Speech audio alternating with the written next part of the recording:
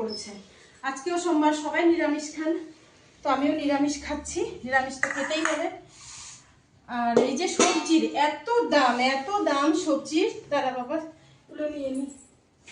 এত সবজির দাম, কিন্তু সবজি নিয়ে এসেছি যে কুমড়ো শাক করবো ডাল দিয়ে, আর এদিকে কুমড়ো দিয়ে, আলু দিয়ে, ডাঁটা দিয়ে সব পাঁচমিশালি সবজি দিয়ে একটা তরকারি করব।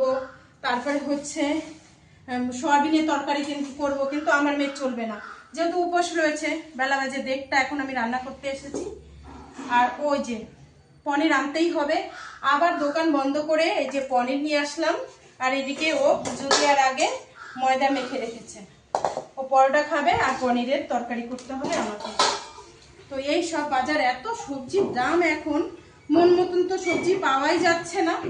তারপরে কুড়িয়ে কাছিয়ে যা পেয়েছি তাই এই যে কিনে এনেছি। সেরকম মনের মতন ভালো সবজি পাওয়া যাচ্ছে না একটু বেলা করে গেলে। তো বেলাই হয়ে গেছিল আজকে বাজারে যেতে।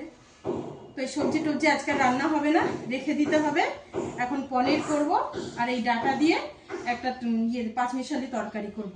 আর দেখি কি করা যায়, আমি কেটে কুটে গুছিয়ে নিয়ে আপনাদের দেখাচ্ছি, আপনারা পুরো ভিডিও দেখতে থাকুন।